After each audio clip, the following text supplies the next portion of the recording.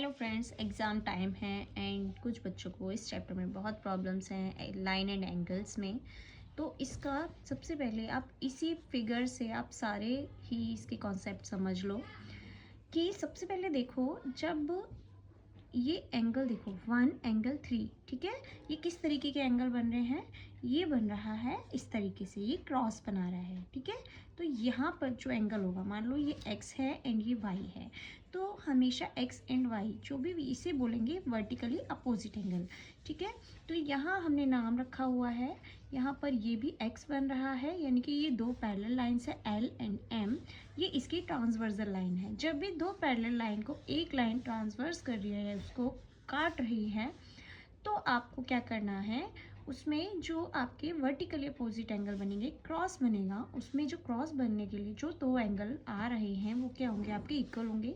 यानी कि इसका हमने नाम 1 रखा एंड इसका 3, तो एंगल 1 इक्वल होगा एंगल 3 के, एंड इसी तरीके से एंगल 2 इक्वल होगा एंगल 4 के, ठीक है। ये वाला एंगल इसके बराबर होगा, तो इस तरीके से एंगल 2 होगा इक्वल एंगल 4 के, एंड यहाँ पर भी एक क्रॉस बन रहा है, एक एक्स बन रहा है, तो यहाँ पर एंगल 5 होगा इक्वल एंगल 7 के, एंगल 5 इक्वल होगा एंगल 7 के, एंड एंगल 6 इक्वल होगा एंगल 8 के, एंगल 6 इक्वल होगा एंगल 8 के। तो ये जो सारे एंगल्स हैं, ये जितने भी हैं ये एंगल्स, इसका हम जब भी आप इक्वल लिखोगे क्वेश्चन में, तो आप इसका रीज़न लिखोगे कि ये वर्टिकली अपोजिट एंगल हैं ये, ठीक है, ये हैं वर्टिकली अपोजिट एंगल्स। बस इतना ही लिखोगे तो आपका ये रीज़न हो जाएगा, इस वजह से ये सारे एंगल एक दूसरे के इक्वल हैं। देन आते हैं हमारे पास एक दो लाइंस हैं जो कि हैं हमारी पैरेलल, एंड उसको एक ट्रांसवर्स कर रही है लाइन। तो हम क्या करेंगे, जो ये एंगल हैं दिख रहे हो, ये एंगल हैं इसके ऊपर, ये एंगल भी इसके ऊपर है लाइन के, एंड ये सेम साइड पर है, तो हम इन एंगल्स को बोलेंगे, ये एंगल होते हैं corresponding angle, and corresponding angle होते हैं वो भी एक दूसरे के इक्वल होते हैं। तो यानी कि यहाँ पर कौन कौन से एंगल कॉरस्पॉन्डिंग है, एंगल 1 इक्वल हो जाएगा एंगल 5 के, ठीक है, क्योंकि एंगल 1 इक्वल हो जाएगा एंगल 5।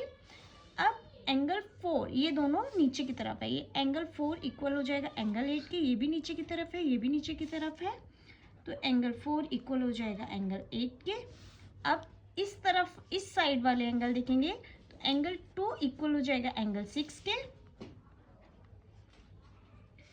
इसी तरीके से एंगल 3 इक्वल हो जाएगा एंगल 7, ये दोनों सेम साइड के एंड सेम डायरेक्शन नीचे की तरफ वाले एंगल हैं, तो ये हो जाएंगे एंगल 7। ये कौन से एंगल हो गए, इन चारों को बोलेंगे कॉरस्पॉन्डिंग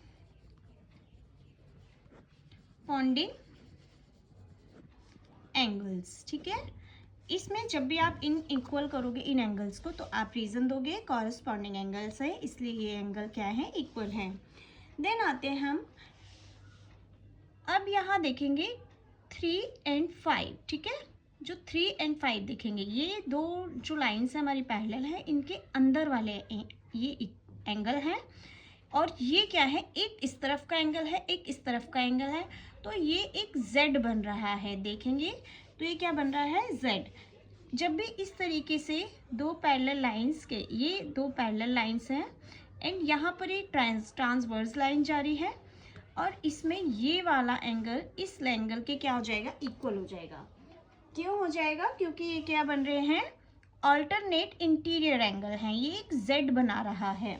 इसी तरीके से यहाँ पर भी एक Z बन रहा है, तो हम लिखेंगे एंगल 3 इक्वल हो जाएगा एंगल 5 के, एंड एक Z उल्टा भी बन सकता है, ठीक है, इस तरीके से, यानी कि ये 4 एंगल 6 के बराबर हो गया। इसका नाम लिखेंगे, ये क्यों बराबर है, क्योंकि ये है ऑल्टरनेट मतलब एक इस तरफ का है और एक इस तरफ का है, तो हम लिखेंगे अल्टरनेट इंटीरियर। ये इंटीरियर मतलब ये अंदर की तरफ है, इन दो पैरेलल लाइंस के अंदर की तरफ वाले एंगल हैं इंटीरियर एंगल, दैट्स वाई ये दोनों भी इक्वल हैं, ठीक है। इसके बाद हम आते हैं ये एंगल 1 एंड ये एंगल 7, ये इस तरफ का है, ये इस तरफ का है, लेकिन ये बाहर की तरफ वाले हैं। तो हमने लिखा एंगल 1 इक्वल होगा एंगल 7 के, ठीक है, और एंगल 2 इक्वल होगा एंगल 8 के। क्यों? क्योंकि ये हैं अल्टरनेट एक्सटीरियर एंगल।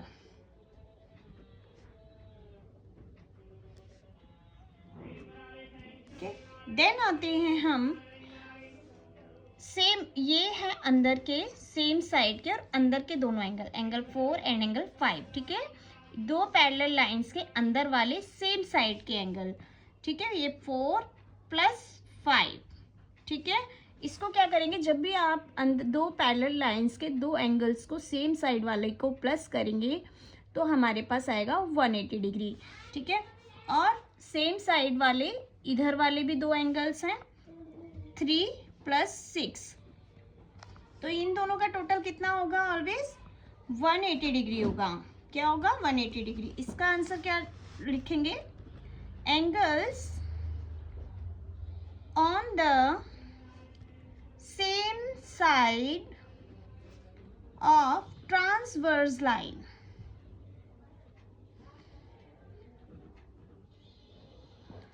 तो इस तरीके से ये सारे आपको क्वेश्चन सॉल्व हो जाएंगे एंड ये वाले 4-5 जो रीज़न हैं वो आपको लर्न करने हैं एंड इस टाइप के सारे क्वेश्चन आप सॉल्व कर लेंगे।